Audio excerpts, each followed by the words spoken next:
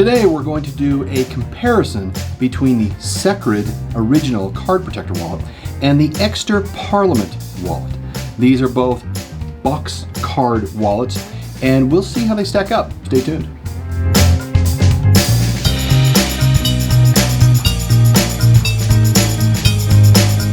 Welcome to Walletopia. I've been asked how I get the wallets we review. Well, I purchase them all. We don't accept freebies from companies, as we want our reviews to all be our own. We love to hear from companies, and we want to know what they have coming up, and we buy the wallets from them, and then we do the reviews all on our own. Today we're going to do a comparison between the Secrid original card protector and the Ekster Parliament wallet. These are both bifold wallets. They're both box pop-up wallets. But what we're also going to do is to bring in this knockoff as an objective evaluation. You know, really, are these wallets that sell for more than $75 better than this $15 knockoff? Well, let's find out. Let's jump into a quick comparison of the features between them. Links to the full reviews for each of these are in the below notes, and I'll put links up here as well. So let's get into this. In looking at both these wallets, you can tell that the Ekster is a little taller. We line these up here. Line them up this way, you can tell. Now the width of them, they both have the same box dimensions in it, so that is the same. And the width is, there's not much difference in there either when you take into consideration the leather that's been added to both. Now, if we open it up, we can see that the Secrid here puts as part of a wrap the rest of their wallet pieces. They've got the card slots over here on the right hand side, and this is where they have the extra cards beyond what you can get in the aluminum box. They also have a spot for cash that you can put in here, and it can fold two ways, either in on both sides, or you can lay it flat and just fold it up with the wallet itself. Conversely, with the Ekster, it is a bifold, and it has 3 card slots instead of 2 here on the inside and 1 on the outside. How it handles cash is through this this cash band right here, and this band forces the user to fold the cash over twice. Well, that creates bulk, but that's how cash is stored in here. And we'll notice that they both have their traditional, or what's required for box wallets, their trigger. So the Secrid has a trigger that pops out when it's done, and this particular trigger is what you'll find on all the knockoffs. And with the Ekster, they have a push trigger that's part of it right here, and that's the difference between them. But they both have sweep mechanisms on the inside that then push the cards to the top. And that is a quick review of the features between these two wallets. As we work our way through this evaluation, we'll look at 5 issues for both of these. So, 1 is card capacity, 2, box construction, 3, the trigger, then the lift mechanism is 4th, and finally, outside the box. What does the outside piece of this really mean? So let's get into card capacity. Card capacity. It's good to be aware of a common issue and major complaint that customers have with pop-up box wallets.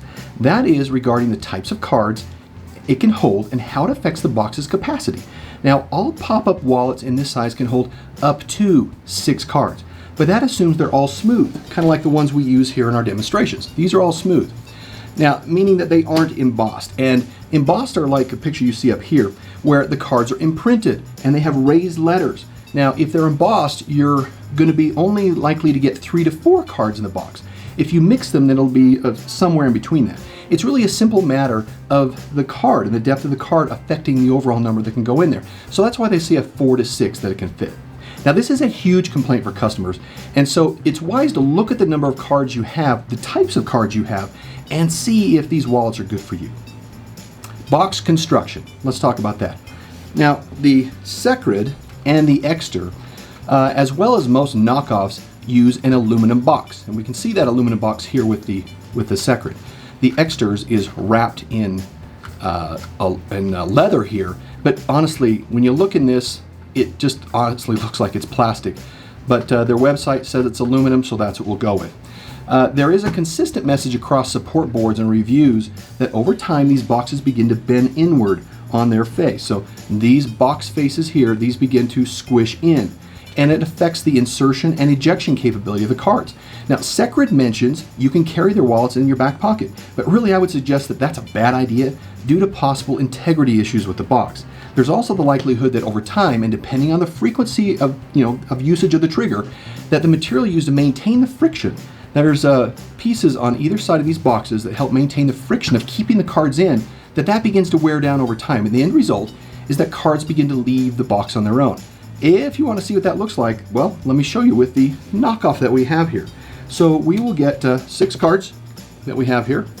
We will put these into the knockoff, and you can see they're here. We'll show how they work here, and that was being very generous. But if you put any kind of effort in these, ooh, they start coming out like crazy, and it becomes a real problem that you can begin to start losing your cards just by normal use. Triggers. If we look at these triggers and these buttons here, I'm sure you've seen that the one invented by the Secrid here, this one, is the most commonly used trigger on all knockoffs. This Exter has a push button trigger, and I've seen others that have other trigger modifications that are similar. Now I can see how this Secrid version here could possibly break off if it gets caught in someone's pants here. Now I've read that that really hasn't been a problem. I haven't read anywhere, seen or heard that this has been a problem of breaking off. However, with the Exter here in this push button, I don't know if it's because it can also go left or right, it goes lateral here, that it has a potential of breaking, but there are many reports of this particular button breaking here. Lift mechanism. Now, on to the lift mechanism. Let's mention first that since we're dealing with moving parts, there's an increased chance that things break and go wrong. If they can, they will. Wallets with moving parts are not long-term generational wallets that you hand down to your kids. I'm assuming we already agree to that and understand that. So let's move on. So Secrid invented the pop-up box wallet.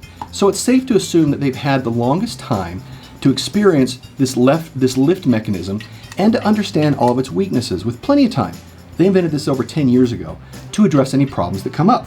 Now they recently released an improved version of the mechanism called the Salamander, which has a fail-safe. And by looking at it here, we can see that right here at the top, it has a split down the middle of this mechanism. And with that, you can see that that is the Salamander in effect, because what happens is if cards are forced into the box too heavy, instead of actually breaking this mechanism, it will split it open. It doesn't break it. It is a fail-safe, so it doesn't break it. At which point then you can come back up here, push this back in, and it will snap back in place. I spent some time using an endoscopy camera to look down inside of these internal mechanisms, as well as this knockoff here, and to get an idea of, in as much detail as we can without tearing them apart, about what these mechanisms look like and are they special compared to other things. So let's begin to look. Here we see the Exter wallet. That is the friction strip that it uses to make sure the cards don't come out. Doesn't have anything on the other side. If you look here on the right hand side, you can see the lever mechanism and where the trigger, that button, pushes. And over here you can see where the sweep arm is. Underneath it is where we actually have the tension spring that actually moves it up and brings it back. It's underneath. It looks like there's two there, but it's only one. Here is the Secrid. That is the friction. It's two pieces, two spring arms here on either side with some felt on it. And if we look at the bottom, we can see that they have a very simple design. They've obviously perfected this over time. That is where the lever button is on the right hand side. And if we hold up the trigger, we can see that the spring arm is underneath the sweep. And so it's very simple. I bet that is a very small spring that's sitting there next to the split mechanism. Now if we prepare and look at the knockoff itself doesn't have much of a difference to it, except that it has really no friction. It has two felt pads, one on each side, and that doesn't provide a lot of holding power for the cards at all. And if we look at the very bottom down here where we have the sweep mechanism, we can see that, again, the arm looks familiar with all three, but the spring itself is out in front of the arm. It's not underneath it, and it's a very long spring. So I don't know if the placement makes a difference, but we can tell that it is different in the spring placement itself. Generally speaking, there isn't much visual difference between these. They all had a spring for trigger recoil, so that's a potential failure problem on all of these, especially these two that are very expensive. Now let's move to outside the box. Comparing each of these to each other outside the box, let's look at the construction, capacity, and durability concerns that we've been made aware of and that we noticed ourselves. Well, let's start. Starting with the Secrid. Now, the company indicates you can hold up to 12 cards. That is assuming that you get the full 6 in here, like we have here, and into the box, and an additional 3 on each side here. it's not likely you're really going to get 3 on each side here. And the reason why is that it's a very tight fit. And not only that, the leather, albeit full grain, is split very, very thin. And there are consistent complaints about the leather not holding up over time and beginning to fall apart. So that is definitely a concern. The edges are also raw, and the sewing really is subpar where they're not backstitching on edges to make sure that they maintain themselves. If we look at the cash holder here, it's plastic. And universally, users have panned this as being really super cheap and not understanding why there wasn't kind of a better design there. And it's not only that, but if we look at this whole complement here of the cash as well as these card pieces, it's all attached to the box itself directly by adhesive. And it doesn't take a lot of effort to try to detach this and begin pulling it apart from the box itself. And that has been a major complaint by people over time. Additionally, their support organization appears to not be incredibly responsive, and that's been also difficult for users in understanding whether they have proper benefit from the wallet that they're buying from them. Now, if we look at the Extra here, the Extra itself, the Parliament, by the way, Extra means magpie in English, it can hold up to 10 cards, again, utilizing the full 6 here. If we open this up, we see that unlike the Secret, the Extra wraps itself, it's boxed in leather, nothing is attached to it by glue, it's all part and parcel to the package here. And the leather is top grain and is sewn well, but it also doesn't backstitch properly on the seams. The slots have a sewn liner in them, which is quite nice, and so that provides good protection to the cards. And the edges are painted, which is a nice finish to the leather itself. The cash is addressed via this integrated strap, which we talked about, and it does require you to fold the cash over twice. Now that does create bulk. If I'm to fold cash and put it over there, if I have too much cash, it will then not close all the way and it will then kind of hang open. And that's not a lot of what we like to see. Now, when problems do occur, their support organization appears to be very responsive and monitors all major online sellers' forums. So that is really good. Now, by way of the knockoff here, it has the same problem as the Secret, so it really falls into the same design limitations, as well as it's really not built as well anyway, and you'll have a lot of problems there. As we wrap this up, as of this recording, the Secret is $77 and is designed and made in Holland. It measures 4.2 inches by 2.68 inches by 0.63 inches thin. They have a 2-year guarantee with an extension to 3 years if you register. That is confidence in this box. Not necessarily all the other pieces, but this box and their mechanism, so that's good. Now regarding the Extra Parliament is $79, is designed in Holland and made in China.